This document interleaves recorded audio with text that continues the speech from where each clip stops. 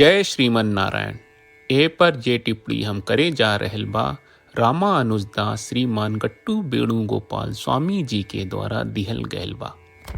अध्याय 13 क्षेत्र क्षेत्रज्ञ विभाग योग श्लोक 19। प्रकृतिं पुरुषं चैव विद्धि अनादि वुभावपि विकारांश्च गुणांश्चैव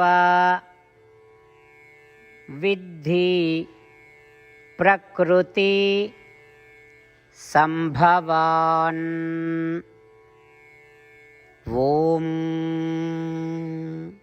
गीताचार्य श्री कृष्ण परमात्मा अर्जुन समेत हमनी सबे के क्षेत्र क्षेत्रज्ञ विभाग योग सिखा रहल बानी। परमात्मा कहत बाड़न की अर्जुन प्रकृति के कौनो शुरुआत नहीं के, एकर उत्पत्ति के बारे में कौनो जानकारी नहीं के।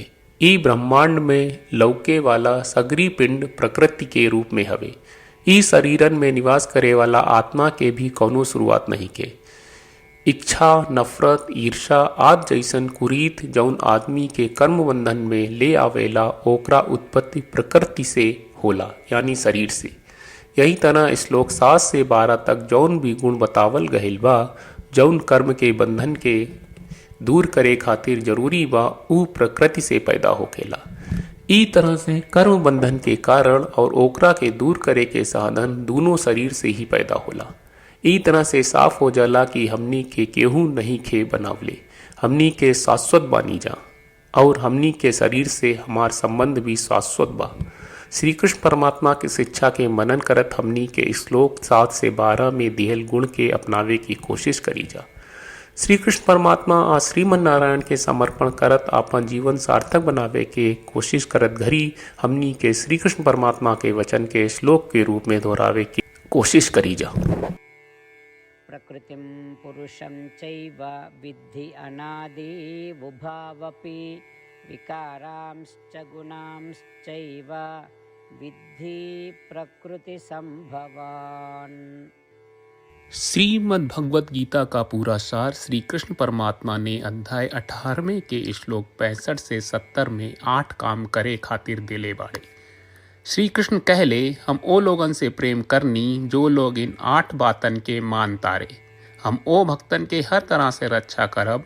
श्री कृष्ण परमात्मा के द्वारा बोलल गईल संपूर्ण भगवत गीता सुनला के बाद अर्जुन कहले, करिष्ये वचनम त्वा, जेके मतलब बा कृष्ण मैं उही करब जौन आप कही। यही कारण बा श्री कृष्ण अर्जुन के हर तरह के सफलता आ विजय प्रदान करेले। आई परमात्मा के आपन व्रत देई कि हमनी के ये 8 गौ कर्म के पालन करी जा।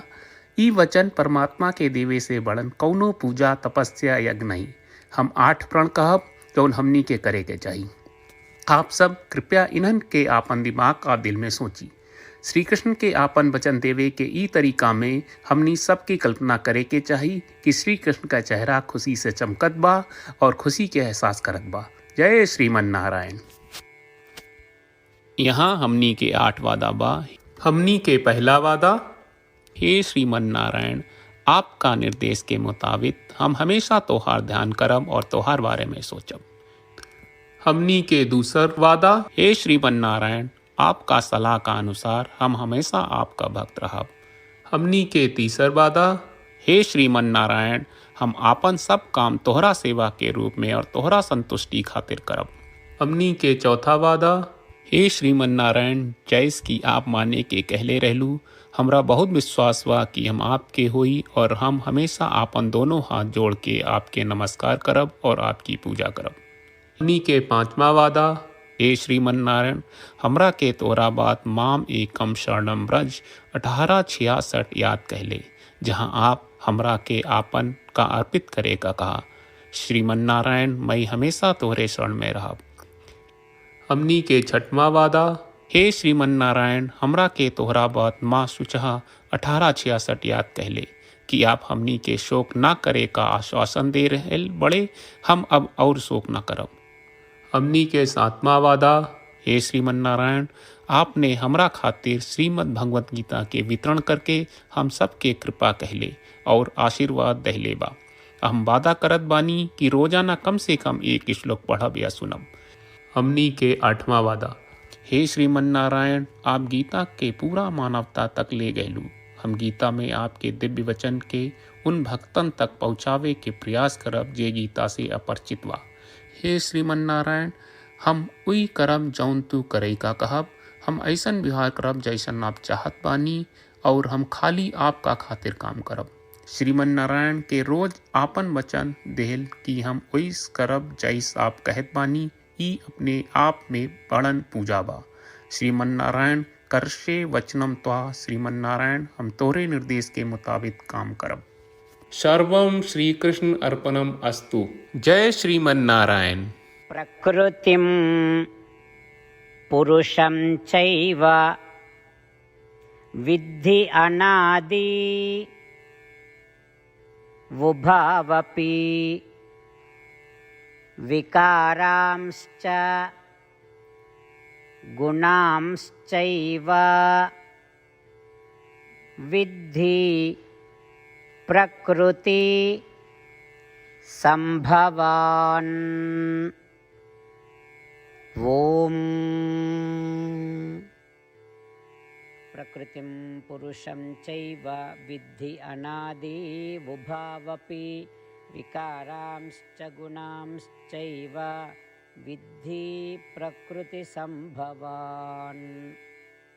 जय श्रीमन नारायण। सब भक्त लोगों से विशेष अनुरोध बा, जीवन में हर चीज में हमनी के तत्कालिक और प्रभावशाली परिणाम की अपेक्षा रहेला। एकरा खातिर आइए रोजाना 1 मिनट के समय निकालल जाए और नारायण आश्रम पढ़ल जाए। नारायण आश्रम प्राप्त करे खातिर नारायण आश्रम वेबसाइट पर जाई, जो www.narayanashram.org है, और पंजीकरण में आपन नाम और ईमेल दर्ज करी। आपके द्वारा प्रदान कईल गई ईमेल पर आपका एक नारायण आश्रम PDF प्राप्त हुई। PDF में एक रामायण श्लोक, एक गीता श्लोक और एक विष्णु नामम बा। ये तीनों के मिल के नारायण आश्रम कहल जाला। हर व्यक्ति के ये श्लोक के अलग अलग संयोजन मिलेला।